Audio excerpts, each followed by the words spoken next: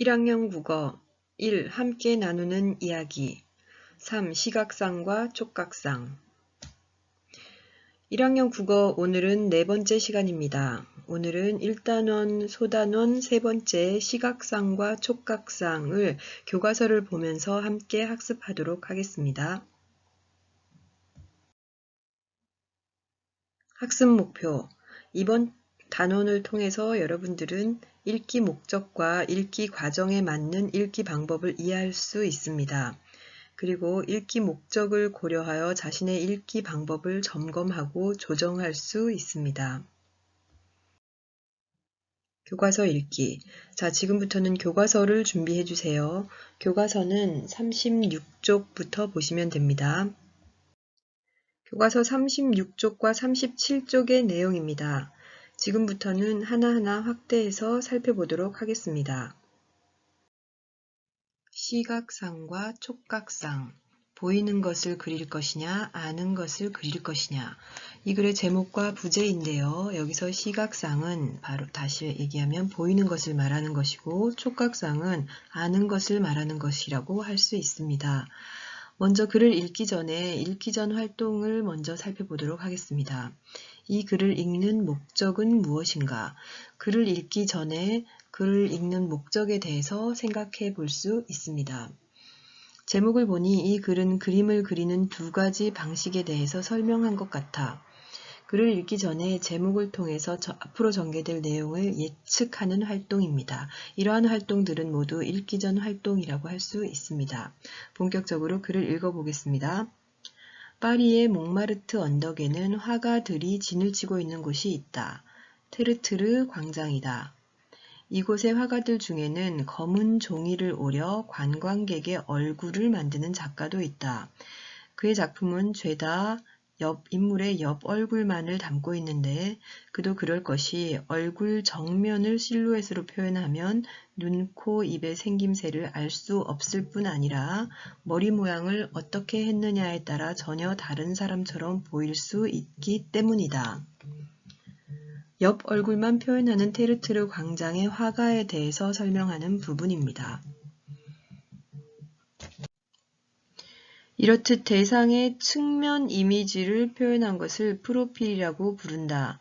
한 사람의 성품이나 양력에 대한 단평을 프로필이라고 부르는 데에서 알 수 있듯 미술에서 프로필은 사람의 정면이 아니라 측면을 묘사함으로써 인물의 핵심적인 특징을 뽑아낸 그림을 가리킨다. 미술에서의 프로필의 의미에 대해서 설명하고 있는데요. 다음 페이지에 그림을 먼저 잠깐 보고 넘어가겠습니다. 자, 첫 번째 그림인데요. 우르비노 대공 부부, 피에로 델라 프란체스카의 작품입니다. 두 부부가 서로 측면을 보이면서 바라보고 있죠. 자, 이런 것이 바로 옆모습을 그린 프로필 그림의 예라고 할 수 있습니다.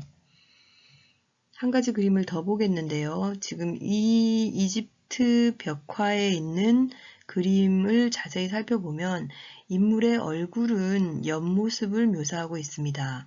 그런데 인물의 이 몸통 부분을 보면은요, 옆모습이 아니죠. 앞모습이죠. 정면 부분을 묘사하고 있습니다. 자, 이렇듯 이 고분벽화에서는 인물의 옆모습과 정면의 모습을 합해서 하나의 인물로 표현하고 있습니다. 서양에서는 중세 말에서 르네상스 무렵 이런 프로필 초상화가 많이 그려졌다. 재미있는 사실은 우리나라를 비롯한 동양에서는 프로필 초상화가 거의 발달하지 않았다는 것이다. 동양, 특히 중국에서는 오히려 정면상이 대상의 인품과 특징을 압축적으로 전해주는 대표적인 초상갈래였다. 서양에서도 정면상이 그려지지 않은 것은 아니지만 빈도로 보면 중국보다 한참 떨어진다. 왜 이런 차이가 발생한 것일까? 여기까지의 내용은 서양에서 발달한 측면상과 동양에서 발달한 정면상에 대한 내용입니다. 처음부터 여기까지의 부분이 이 글의 처음 부분의 내용은 동서양 초상갈래의 차이입니다. 동서양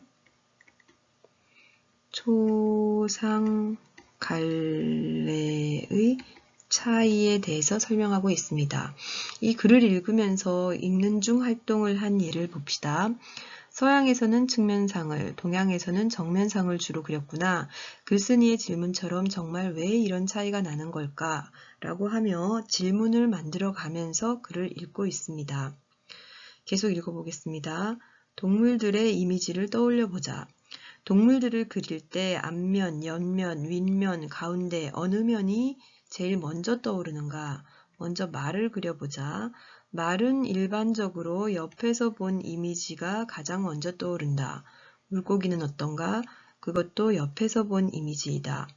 도마뱀을 그려본다면 위에서 본 이미지가 제일 먼저 떠오를 것이다. 이렇듯 동물을 떠올리다 보면 제일 먼저 떠오르는 면이 하나씩 있다. 우리 머릿속에 각인된 전형으로서의 면이다. 여기까지 내용은 전형으로서 하나의 이미지면을 갖는 동물들에 대한 내용입니다. 즉 대표적인 이미지들을 동물들은 각각 가지고 있다라는 거죠. 계속해서 읽어보겠습니다. 사람은 어떤가? 사람은 동물과 달리 두 개의 경쟁적인 이미지면을 동시에 갖고 있다. 고대 이집트 벽화가 이를 잘 보여준다. 대형 박물관이 소장한 늪지로 사냥을 간 네바무는 얼굴과 다리는 측면에서 본 모습을, 가슴과 눈은 정면에서 본 모습을 그린 것이다. 자, 여기까지 보고 옆에 있는 읽는 중 활동을 다시 한번 보겠습니다. 늪지로 사냥을 간 네바문에서 얼굴과 다리는 측면상으로, 가슴과 눈은 정면상으로 형식을 혼합하여 그린 이유는 무엇일까? 라고 하면서 역시 글을 읽어가면서 질문을 만들고 있습니다.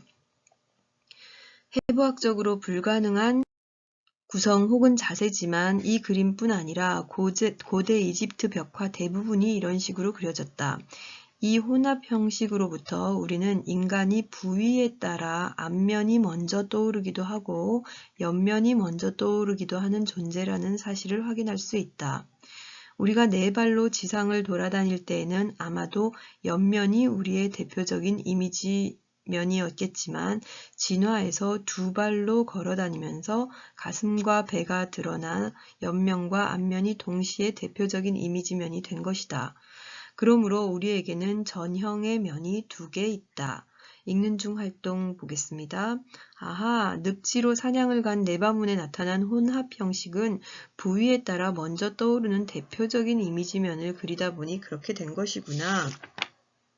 라고 하며 질문에 대한 답을 찾으면서 글을 읽고 있습니다.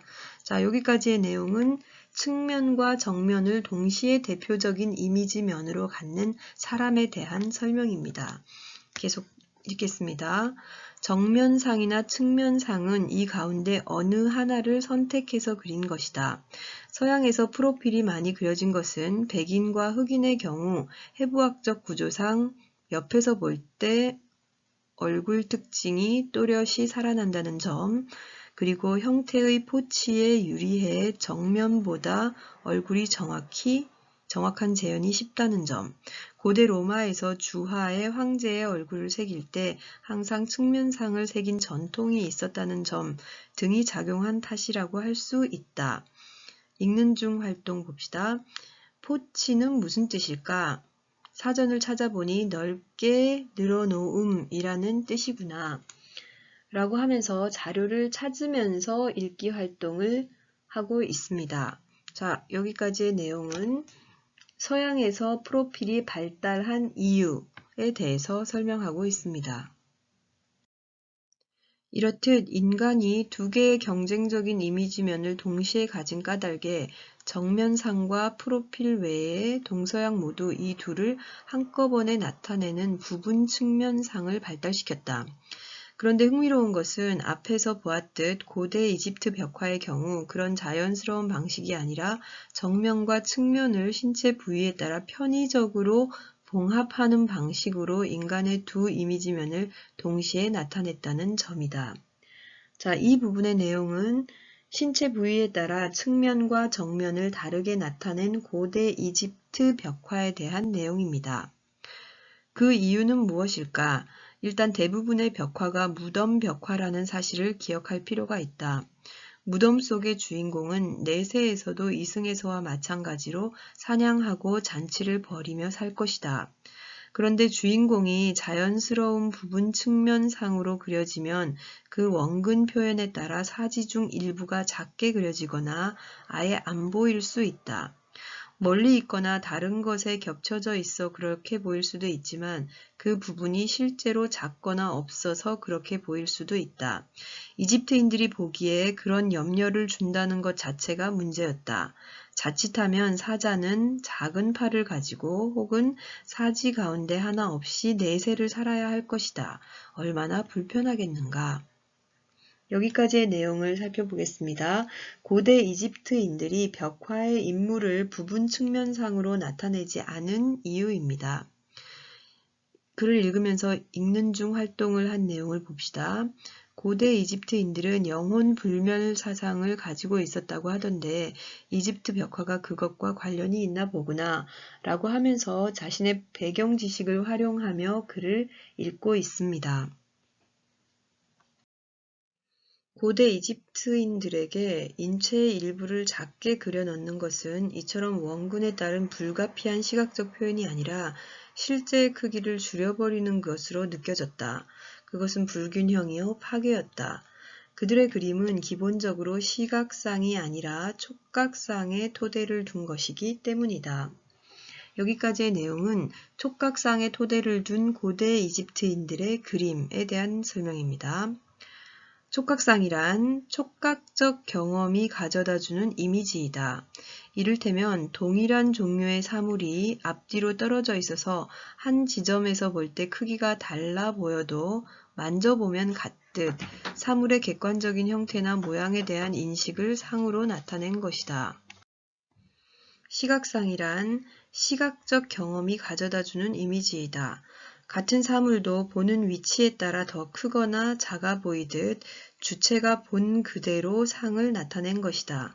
그런 까닭에 시각적으로 어떻게 보이느냐보다 실제 그 형태나 모양이 어떤가에 더 관심을 둔 이집트 벽화는 시각상보다 촉각상을 더 중시한 그림이라고 할 수 있다. 자, 읽는 중 활동 살펴보겠습니다. 내가 글을 읽기 전에 그림을 그리는 두 가지 방식에 대한 설명이 있을 거라고 예측했는데 그 내용이 여기에 나오는구나. 촉각상과 시각상은 글을 이해하는 데 중요한 개념이니 적어두어야지. 라고 하면서 예측한 내용을 확인하며 읽고 있습니다. 그리고 주요 내용을 기록하며 읽고 있는 모습을 볼 수 있습니다. 그림 보고 가겠습니다. 조선시대 민화인 책거리 그림입니다. 이집트 벽화는 시각상보다 촉각상을 더 중시한 그림이라고 할 수 있다. 이 부분의 내용은 촉각상과 시각상의 개념에 대한 내용이었습니다. 원근법적 표현에 익숙한 오늘의 시각에서 보자면 이처럼 시각상보다 촉각상에 더 치중하여 그린 이집트인들의 표현이 어색하게 느껴질 수 있다. 하지만 일반적으로 사람들은 이미지를 표현할 때 촉각상에 기초한 형태 이해를 강하게 드러낸다. 원근법적으로 표현하는 훈련을 따로 받지 않았다면 말이다. 즉, 일반화된 촉각상에 기초한 형태 이해가 일반적이다라는 부분입니다. 이를 예로 우리나라의 민화 책거리 그림을 보면 책장이나 탁자의 앞부분과 뒷부분의 길이가 같은 경우가 많다. 건물을 그린 그림도 마찬가지이다. 보이는 대로 그린다면 뒷부분의 길이가 짧게 그려져야 한다. 하지만 그렇게 그리지 않는 경우가 더 많았다. 이러한 사례는 사람이 사는 곳이면 어디든 쉽게 볼 수 있는 현상이다. 그러나 고대 그리스와 르네상스 시대의 유럽에서 철저히 시각적 경험에만 의존하여 대상을 묘사하는 특수한 현상이 나타났다. 그리고 이러한 시각적 사실성이 서양 미술의 고유한 표현 특성이 되었다. 보편적인 촉각상과 특수한 표현인 시각상에 대한 설명이었습니다. 읽는 중 활동 내용 살펴보겠습니다. 우리나라의 민화에는 어떤 것들이 있는지 궁금해 라고 하면서 궁금한 점을 기록하며 읽는 중 활동입니다. 이로부터 우리는 보이는 것을 재현하는 것 이전에 아는 것을 전달하는 데에 미술의 1차적 기능이 있음을 알 수 있다. 말이나 글처럼 말이다. 이는 왜 완벽한 시각적 사실성을 표현하는 것이 오직 유럽에서 그것도 특정한 시기에만 발달했으며 나아가 현대에 들어서는 추상화 등이 나타나 그 전통마저 무너져 내렸는가에 대한 답이 된다. 미술의 1차적인 기능에 대한 설명입니다. 미술의 보다 보편적인 기능은 시각적 사실의 재현이 아니라 세계에 대한 암과 이해, 느낌을 전달하는 데 있다.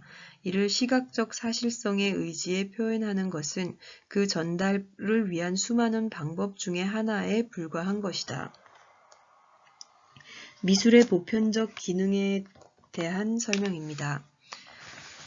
고대 이집트 벽화로 다시 눈길을 돌려보자. 사람을 그린 것임에도 정면과 측면의 봉합이 아니라 정면이나 측면 어느 한쪽에서 본 보다 사실적인 묘사를 한 그림들이 있다.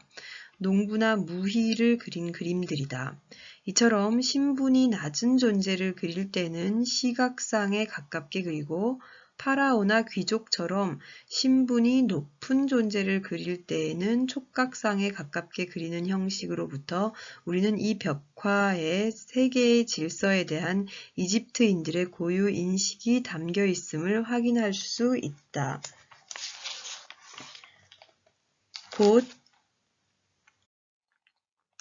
곧 보이는 대로 그려진다는 것은 찰나의 대상이 된다는 것이요. 그것은 필멸의 운명을 드러내는 것이다. 하지만 아는 대로 그려진다는 것은 영원한 질서의 대변자가 되는 것이요. 영생을 약속받는 것이다. 촉각상은 시각상에 비해 이런 진리의 전달에 보다 유리한 이미지이다. 자, 여기까지의 내용은 고대 이집트 벽화에 그려진 촉각상과 시각상의 의미에 대한 설명이었습니다. 여기까지가 이 글의 가운데 부분에 해당하는 내용입니다. 가운데 부분에 해당하는 내용 정리는 다시 뒤편에서 하겠습니다. 흔히 미술을 공간예술이라고 하지만 이렇듯 미술은 단순히 공간을 시각적 감각에 의지해 파악하고 표현하는 예술이 아니라 공간과 세계에 대한 총체적 이해를 토대로 그 속에서 벌어지는 갖가지 사건들에 대한 우리의 인식과 사유를 다양한 조형 형식에 의존해 표현하는 예술이라 할 수 있다. 이 부분이 이 글의 끝부분으로 우리 인식과 사유를 표현하는 예술로서의 미술, 즉 예술로서의 미술의 의의에 대해서 설명한 부분입니다. 자, 글의 내용을 전체적으로 살펴보았습니다. 이 글을 다 읽은 후에 할 수 있는 읽은 후 활동에는 어떤 것들이 있는지 살펴보겠습니다.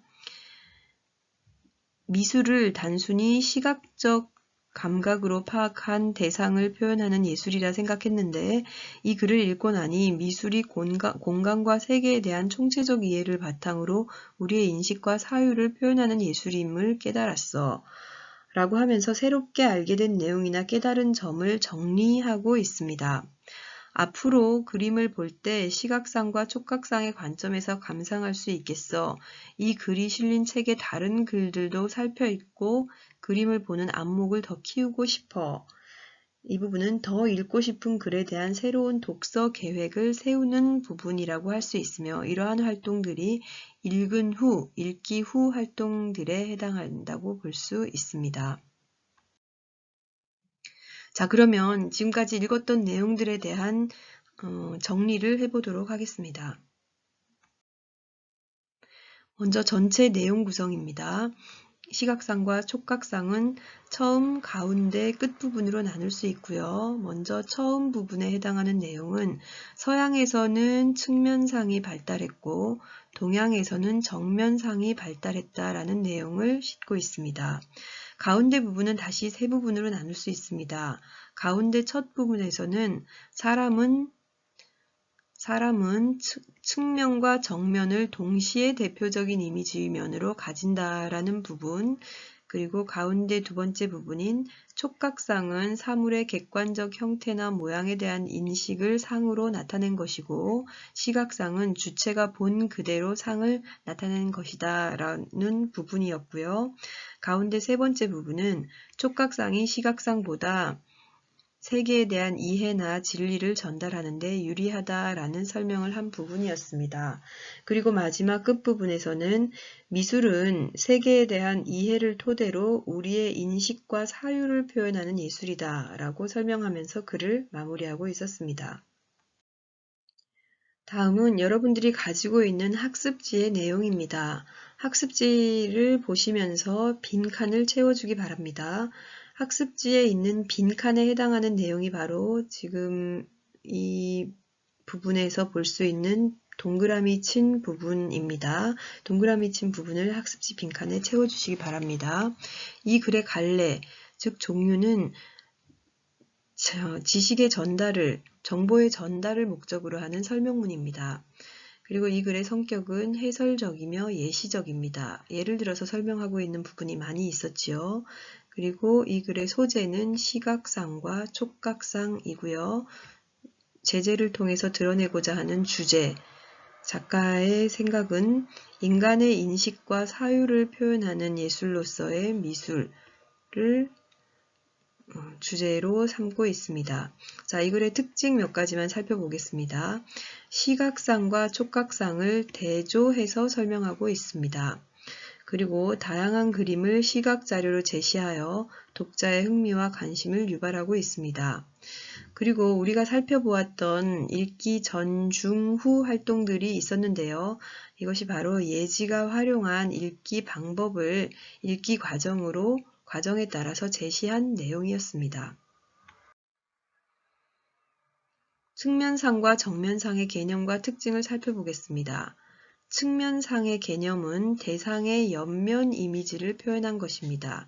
이것을 프로필이라고 부른다고 했죠. 측면상의 특징은 사람의 측면을 묘사함으로써 인물의 핵심적인 특징을 뽑아낸다는 점이었고요. 서양의 대표적인 초상 갈래로 중세 말에서 르네상스 무렵에 주로 많이 그려졌던 그 이미지입니다. 정면상을 살펴보면 정면상은 대상의 앞면 이미지를 표현한 것입니다. 특징은 대상의 인품과 특징을 압축적으로 전해준다고 생각하고요. 동양의 대표적인 초상 갈래로 특히 중국에서 많이 그려졌습니다. 이 둘을 함께 살펴보면 사람은 측면과 정면을 동시에 대표적인 이미지면으로 가진다라는 것을 알 수 있습니다. 시각상과 촉각상의 개념과 특징입니다. 앞서 정면상과 측면상의 특징을 살펴보았는데요. 연관하여 시각상과 촉각상의 특징을 살펴보겠습니다. 먼저 시각상의 개념입니다. 시각상의 의미는 시각적 경험이 가져다주는 이미지를 말하는 것으로 주체가 본 그대로 상을 나타내는 것, 즉 보이는 대로 그리기 방식입니다. 특징은 고대 그리스와 르네상스 시대의 유럽 미술, 서양 미술의 고유한 표현 특성이 되었다라고 볼 수 있고요. 고대 이집트 벽화에서 농부나 무휘 등 신분이 낮은 존재를 그린 그림에서 볼 수 있고요. 보이는 대로 그려진다는 것은 찰나의 대상이 되는 것이고 필멸의 운명을 드러내는, 즉 반드시 사라지는 운명이다라는 것을 보여주는 것이 시각상이었다라고 할 수 있습니다. 그 다음 촉각상의 내용입니다. 먼저 개념은 촉각적 경험이 가져다주는 이미지를 말하고 있고요. 사물의 객관적 형태나 모양에 대한 인식을 상으로 나타내는 것, 즉 다시 말해서 아는 대로 그리기 방식이라고 할 수 있습니다. 촉각상의 특징은 우리나라 민화의 책거리 그림처럼 원근법적으로 표현하는 훈련을 따로 받지 않은 경우 일반적으로 촉각상에 의존합니다. 고대 이집트 벽화에서 파라오나 귀족 등 신분이 높은 존재를 촉각상으로 그렸다고 볼 수 있는데요. 아는 대로 그려진다는 것은 영원한 질서의 대변자가 되는 것이고 영생을 약속받는 것이다 라는 설명을 하고 있었습니다. 자, 이 글에 나타난 읽기 과정에 따른 읽기 방법, 이 부분도 정리하고 넘어가겠습니다. 자, 먼저 글을 읽기 전에 할 수 있는 활동들은 글의 읽기 목적을 확인할 수 있고요. 제목을 통해서 전개될 내용을 예측할 수 있습니다. 읽기 중 활동의 예는 질문을 만들며 읽을 수 있고요.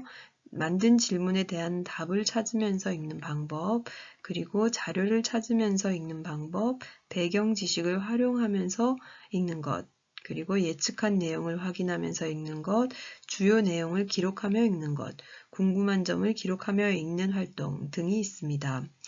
읽기 후의 활동으로 살펴보면 첫 번째, 새롭게 알게 된 내용이나 깨달은 점을 정리할 수 있고요. 더 읽고 싶은 글에 대한 새로운 독서 계획을 세울 수도 있습니다. 자, 그러면 교과서 학습 활동을 함께 해보겠습니다. 교과서 학습 활동 42쪽을 봐주시기 바랍니다. 1번, 시각상과 촉각상을 읽고 주요 내용을 파악해보자. 1. 이 글에 나온 시각상과 촉각상의 개념과 사례를 정리해보자. 시각상, 개념, 주체가 본 그대로 상을 나타낸 것임. 시각상은 본 그대로의 상이라고 할 수 있는 것이죠. 자, 사례에는 어떤 것들이 있었을까요? 확인해 보겠습니다. 고대 그리스와 르네상스 시대의 유럽 미술, 고대 이집트 벽화에서 농부나 무희를 그린 그림에서 시각상을 살펴볼 수 있었습니다. 자, 다음 촉각상입니다. 촉각상의 개념을 먼저 살펴보겠습니다. 사물의 객관적인 형태나 모양에 대한 인식을 상으로 나타낸 것이다. 라는 게 촉각상의 개념이었고요. 촉각상의 사례로는 우리나라 민화의 책거리 그림, 고대 이집트 벽화에서 파라오나 귀족을 그린 그림, 이 촉각상으로 나타나 있었습니다. 다음, 고대 이집트 벽화의 특징을 바탕으로 글쓴이가 미술을 어떻게 정의하고 있는지 알아보자. 늪지로 사냥을 나간 네바문이라는 이집트 벽화가 있었고요. 악사와 무이라는 이집트 벽화가 있었습니다. 자, 표현상의 특징을 먼저 살펴보겠습니다. 늪지로 사냥을 간 네바문에서 표현상의 특징은 신분이 높은 존재는 촉각상에 가깝게 그렸습니다. 자, 이 그림을 통해서 알 수 있는 세계의 인식은 아는 대로 그려진다는 것은 영원한 질서의 대변자가 되는 것이고 영생을 약속받는 것이다 라는 인식이 있었습니다. 그 다음 악사와 무희의 표현상의 특징을 살펴보겠습니다. 신분이 낮은 존재는 시각상에 가깝게 그렸다. 이를 통해서 알 수 있는 세계에 대한 인식은요. 보이는 대로 그려진다는 것은 찰나의 대상이 되는 것이고 반드시 사라지는 필멸의 운명을 드러내는 것이다 라고 볼 수 있었습니다. 자, 이를 통해 알 수 있는 미술의 정의, 미술이란 무엇인가 라는 점에서 살펴보면 미술은 공간과 세계에 대한 총체적인 이해를 토대로 그 속에서 벌어지는 갖가지 사건들에 대한 우리의 인식과 사유를 다양한 조형 형식에 의존해 표현하는 예술이다 라는 것을 알 수 있습니다. 다음, 예지가 이 글을 읽는 목적이 보기와 같다고 할 때 어떤 읽기 방법이 적절할지 말해보자.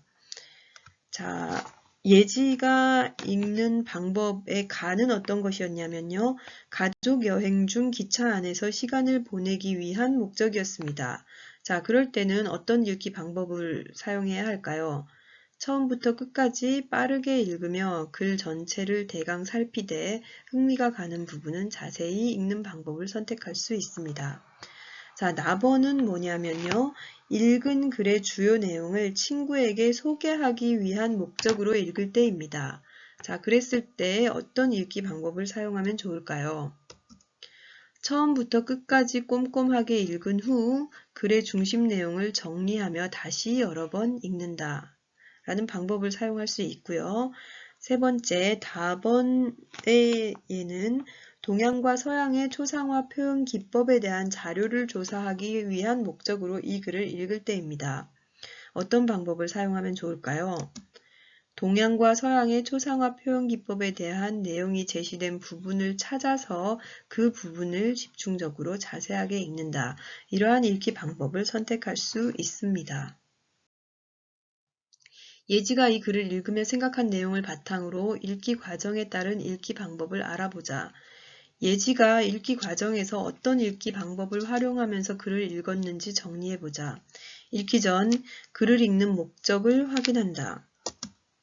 제목을 통해서 전개될 내용을 예측한다. 읽는 중 읽기 전에 예측한 내용을 확인하며 읽는다. 질문을 만들고 자신이 만든 질문에 대한 답을 찾으면서 읽는다.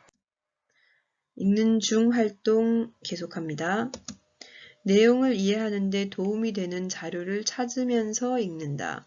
주요 내용이나 궁금한 점을 기록하며 읽는다.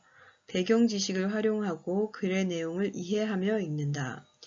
읽기 후 활동에서는 어떤 것들이 있었냐 하면은요, 새롭게 알게 된 내용이나 깨달은 점을 정리한다. 더 읽고 싶은 글에 대한 새로운 독서 계획을 세운다 등의 활동이 있었습니다. 지금까지 이번 단원에서 공부했던 내용들을 정리해 보겠습니다. 읽기 목적에 따른 읽기 방법. 읽기 목적에 따라서 다양한 읽기 방법을 선택해서 읽을 수 있습니다. 먼저 문제 해결에 필요한 구체적인 정보를 읽기 위한 목적으로 글을 읽을 때에는 필요한 내용을 찾아가면서 자세히 읽는 방법을 선택할 수 있습니다. 그리고 주요 내용을 파악하고 기억하기 위한 목적으로 글을 읽을 때에는 처음부터 끝까지 내용을 정리하며 꼼꼼히 읽기 방법을 선택할 수 있습니다. 글쓴이의 의도나 주장을 파악하기 위한 목적으로 글을 읽을 때에는 내용의 타당성이나 신뢰성, 표현의 적절성 등을 평가하며 읽을 수 있고요. 감동과 즐거움을 얻기 위한 목적으로 글을 읽을 때에는 내용이나 표현의 의미와 효과를 음미하며 읽을 수 있습니다. 즉 따라서 읽기 목적에 따라서 글을 읽는 방법이 달라진다라는 것이 핵심입니다. 읽기 과정에 따른 읽기 방법. 읽기 과정에 따른 읽기 방법은 크게 세 가지 부분으로 나눌 수 있습니다. 읽기 전, 읽는 중, 읽은 후 활동으로 나눌 수 있는데요. 먼저 읽기 전 활동으로는 읽기 목적을 정하거나 확인하고요. 제목, 사진, 그림 등을 통해 전개될 내용을 예측할 수 있습니다. 읽는 중 읽기 방법으로는요. 읽기 전에 예측한 내용을 확인하면서 읽는다든지 글 내용과 관련된 질문을 만들며 읽을 수도 있고요. 주요 내용이나 궁금한 점을 기록하며 읽을 수도 있습니다. 글의 내용이나 글쓴이의 주장에 공감하거나 비판하면서 읽을 수도 있고요. 내용을 이해하는 데 도움이 되는 자료를 찾아가며 읽는 방법도 있습니다. 읽은 후에는요. 글의 중심 내용이나 주제를 정리하거나 요약할 수 있고요. 새롭게 알게 된 내용이나 깨달은 점을 정리하기도 합니다. 그리고 더 읽고 싶은 책을 찾아 새로운 독서 계획을 세우는 방법도 있습니다. 오늘 수업의 내용은 여기까지입니다. 다음 시간에 다시 만나요. 수고하셨습니다.